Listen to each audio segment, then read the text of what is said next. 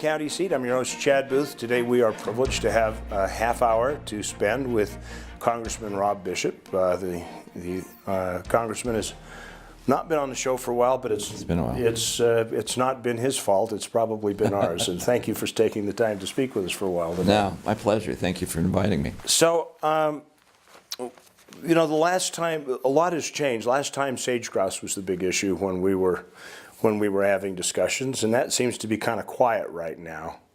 It hasn't been solved. It hasn't gone away yet, but it's just not got the attention. I'd say it's on the back burner, but that probably presents the wrong image for people. So. Yeah, I can see that might. But there are a lot of public land issues that are going on, and it seems like the big focus this year has been the forest fires in the West. We've had several bad years, but this just seemed to catch the focus this year, and you know, the backlog of maintenance. I remember a conversation with you like 9 years ago where you predicted this day would be coming where we'd have these catastrophic fires because we had so much deadwood in the forests. I'd like to talk about that for a few minutes and see what you see on the horizon from your position as to what we can do about that.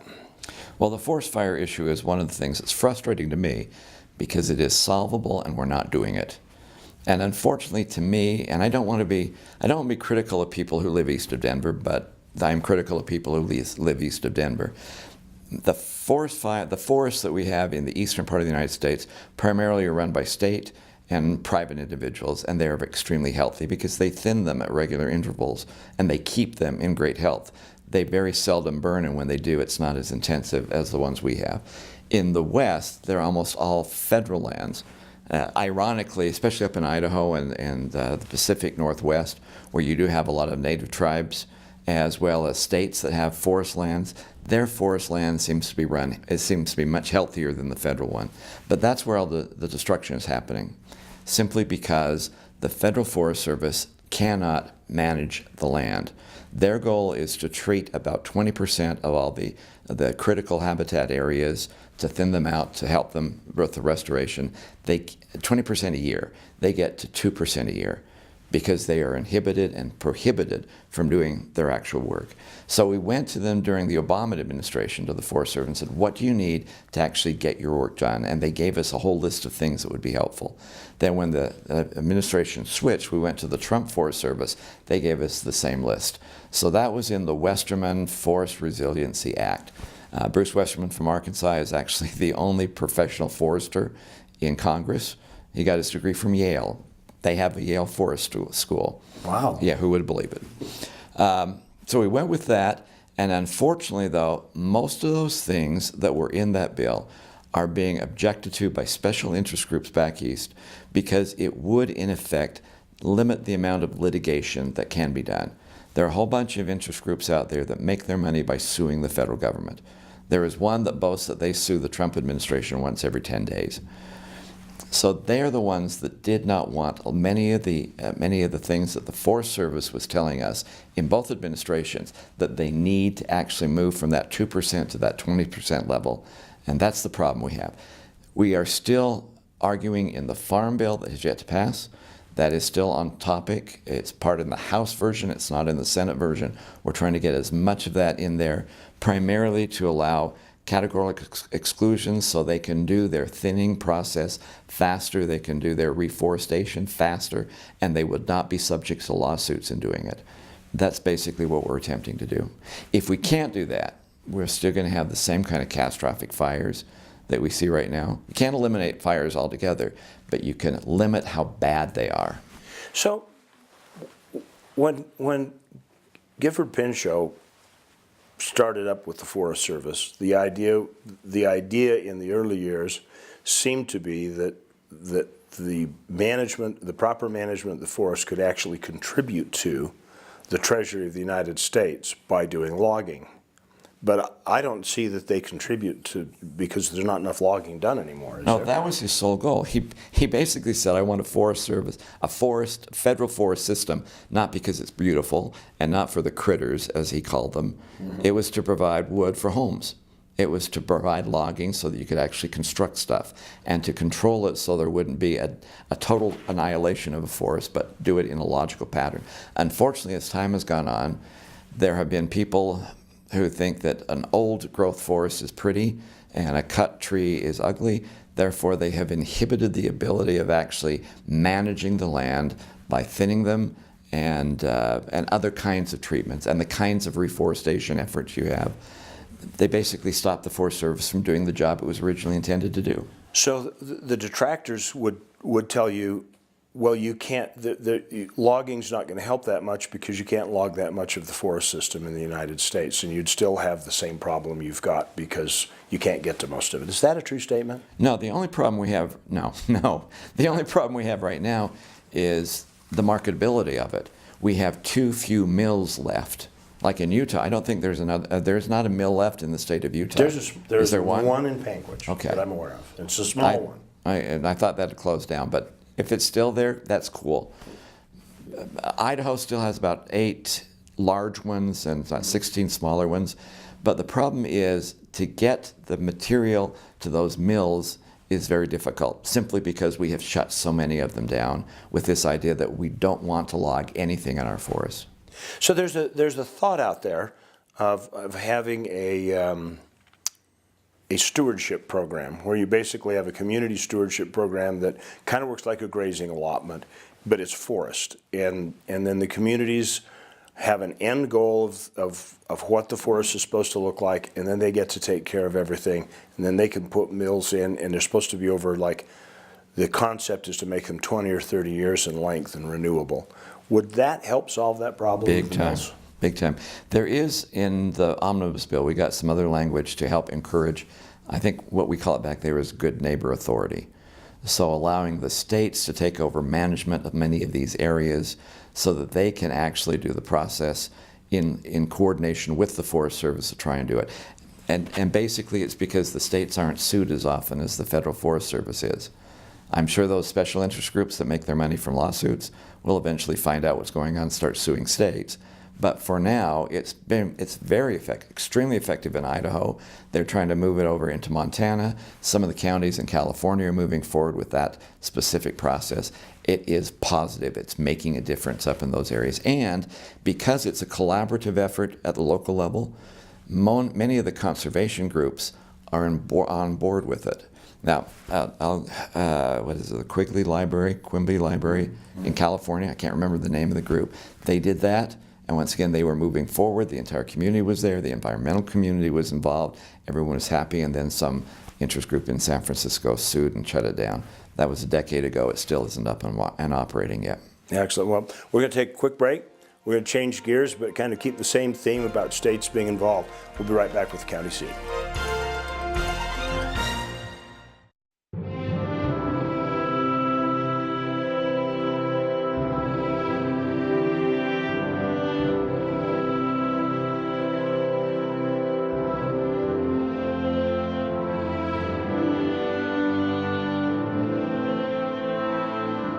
In a place that is beyond words, there is nothing to be said, except take your time in Bryce Canyon country.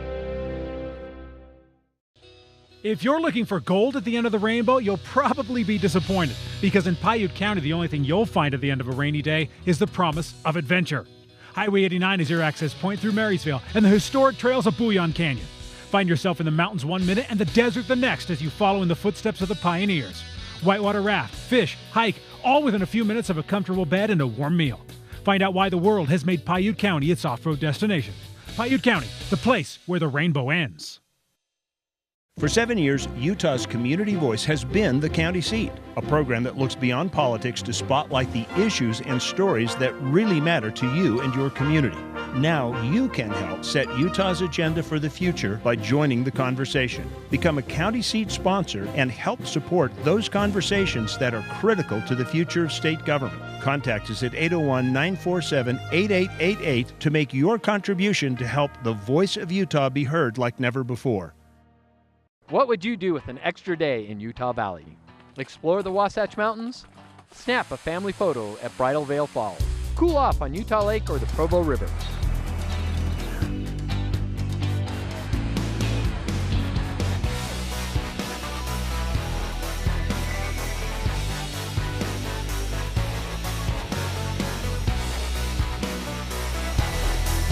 No matter what you're searching for, you can find it in Utah Valley. Bring everyone together. Welcome back to the county seat, talking to Congressman Rob Bishop. A very good conversation. Before we shift gears, there actually something came up in the break, and I do want to talk about. The governor's trying to get a waiver on the roadless rule. Don't know exactly the mechanics of that, but what is the value in that? Well, I totally support what he's attempting to do. Look, I read the Big Burn about in 1910 was this huge fire that went through Washington, Idaho, and up into Canada and Montana. 80 people died in that, and the reason they died is because they were trapped behind the fire. They didn't have a way out because there were no roads or trails to get out. So if you have roads and trails, it helps people get into the forest, but for catastrophe and emergencies, it also helps them get out. If you close those all down, which the roadless rule attempts to do, what you're doing is putting a lot of people in danger in the future. So having a strong trail system through our forests helps people to enjoy it, but it also helps people to maintain it and to escape in case of emergency. Wouldn't it also have the same benefit in how allowing people to get in to fight fire when they can get to a more localized area? Exactly. So those people who died back in 1910, they did it because they couldn't get in there, and once they could get in, once they got in there, they couldn't get out. Yeah, we do need that. Okay. I want to switch to energy. Obviously, energy has been a thing that has taken forever to get done, and we've done shows where we've talked about state lands and how quickly permits happen, federal lands, how long it takes. With the president's ambition of having us be more energy independent, how do we overcome that obstacle? Well, first thing has to be, people have to realize what we're talking about here. There are a whole bunch of people that don't want any energy development because they think it takes up all the land. Utah clearly shows that we have enough land here for conservation and for recreation and for an economic development in energy without them being a conflict. We can do it all. The second concept is when we're talking about energy, we're talking about all forms of energy. That includes renewable, solar, wind, everything else, as well as traditional fossil fuel energies. And that we need, and when we talk about all and above, we need that all and above, because we're not going to change the ratio of how we are producing energy, at least in my lifetime. But regardless of what it is, you got to have some area in which to do it, and the permitting process takes forever with the federal government. So one of the things we're trying to do in the Secure Act is partner with states to allow the states not to set the standards of where you can actually develop, let the federal government still do that, but allow them to do the paperwork, the permitting process, which would speed it up exponentially.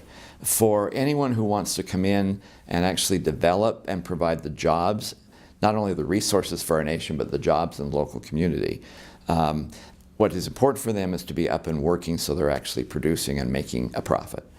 And if you draw that out for years and years and years, the companies simply won't come to Utah in the first place, or they'll bail out. We have one in the basin already that's bailed out because they've been waiting 10 years for the permitting process. So they finally said, screw it, we'll go somewhere else. And you see companies bailing on Utah to go in other areas where the resources are found on state lands, because states can do the permitting process so much quicker. So what we could do, if we allowed the state of Utah to become a partner with the federal government, so they do the paperwork, we could solve that kind of backlog and that drag that makes it unprofitable, and companies simply avoid federal lands like Utah. Would you still have the same, NEPA lawsuit, exposure, protest type mechanism if the states were doing that paperwork?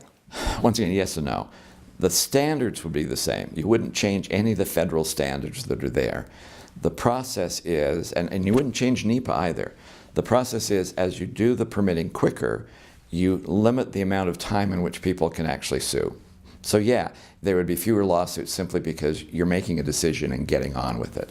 The longer you drag that out, the more opportunity people have to just come up with new lawsuits after new lawsuits after new lawsuits. So yeah, it would be quicker that way, but it wouldn't change the standards. It wouldn't change the level of protection or anything like that. It would just be the paperwork and how we can get it done faster. That area of energy has long been a real conflict with, local governments and counties. They've been very concerned about how much they're jeopardized in both forested counties and in in the energy counties. And yet they should still be at the table, because when you go through all of these land use plans and the long-range planning, they're supposed to be involved. And for 20 years, regardless of whether they try to be a cooperating agency, a coordinating agency, or any of the different C's that you can apply to what they're supposed to be, they still don't really have any real say at the table. Is there a way to solve that? Yeah, I can understand why local government is so frustrated, because oftentimes they are ignored or dismissed by the federal agencies. Not necessarily not only the federal elected officials like us, because we still need votes, but the agencies don't, so they can just be pretty frivolous about how they deal with local governments. The federal law requires any federal agency going in there and working in an area to consult with local governments, state and local governments, but the law doesn't say what that entails. So oftentimes agencies can simply say, well, we'll open up a comment period, check the box, we did the consultation. That's not good enough for me. What we are trying to do this year is actually get some legislation put through that would define what it takes to consult with local government, so they really do have a seat at the table. They really will be consulted, and they will have their say heard in a legitimate way. Would you be plowing new legislative ground, or is there a precedent for that somewhere? Ironically, what we're looking at for language is an executive order that was made by Bill Clinton in telling how how government agencies should treat local governments. I think that would be the standard we're looking at. That would be so ironic.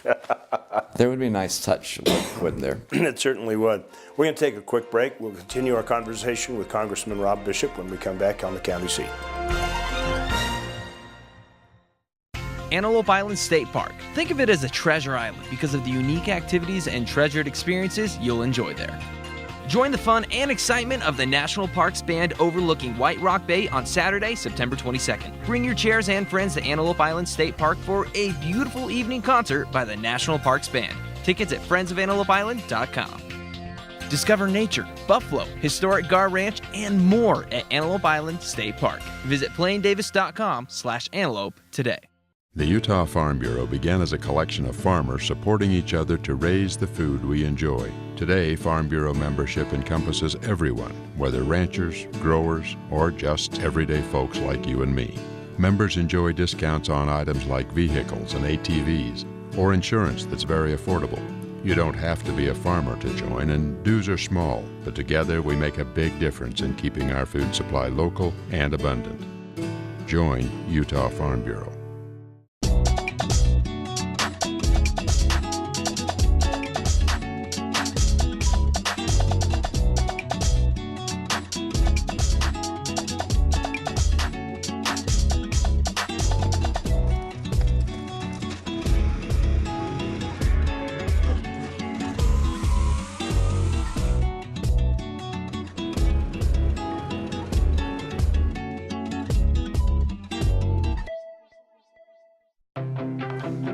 Too often we find ourselves in shoes like these, or these. Wouldn't it be nice to change into something more like this, or this? How about these? Put on whatever shoes you prefer and come to Beaver County. We have exactly the adventure you need to put under them. So the next time you want to change out of these, come to Beaver County, where you can jump into a pair of these. Beaver County, Utah. Lace up for adventure.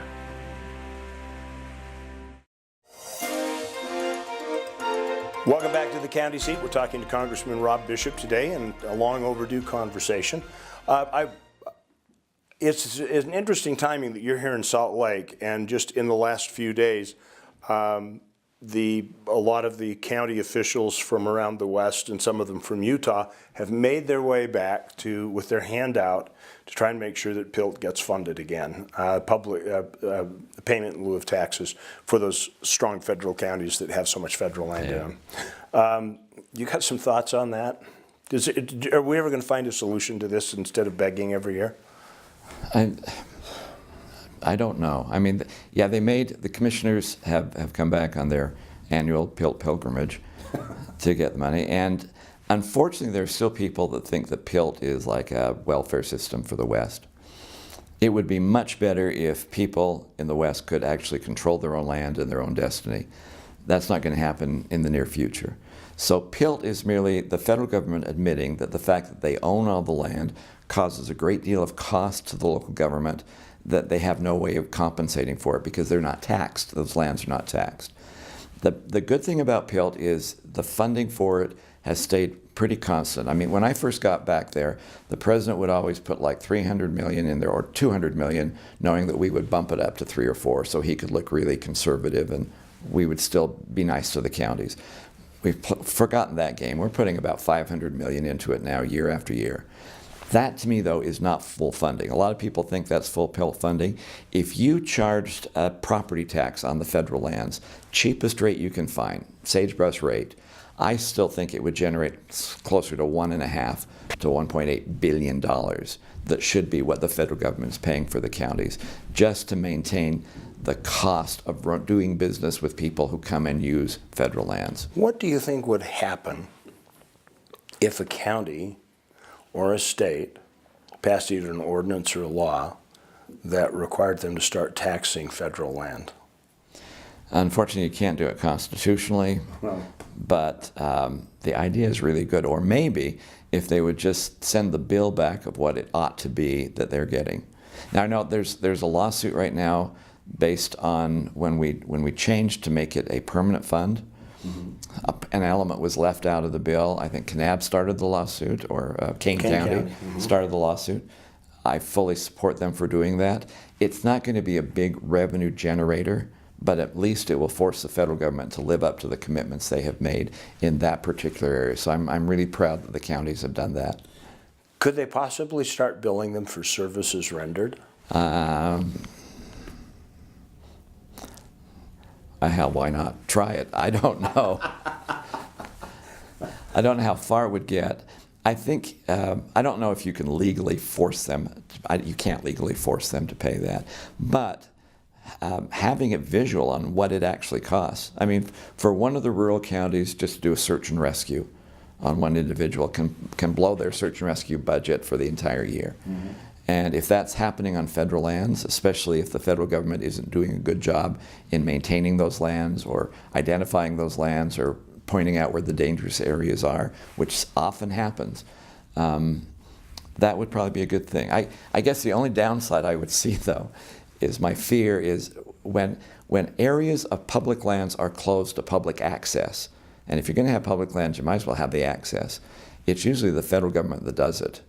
And if our counties are sending them a bill of what they're actually costing them, that might give them the impetus to close more lands so that you have fewer access or less access. No. Well, that makes a good point. We're going to take one more break. We'll come back. We're going to pick up on that thought right here. We'll be back on the county seat in just a minute. Mountains to explore.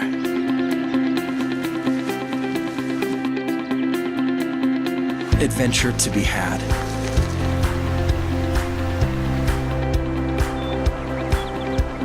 A town to fall in love with. Yes, all that in Park City, Utah. Start planning your fall adventure at visitparkcity.com. All local products have a story of magical places, real people, and delicious recipes spanning generations.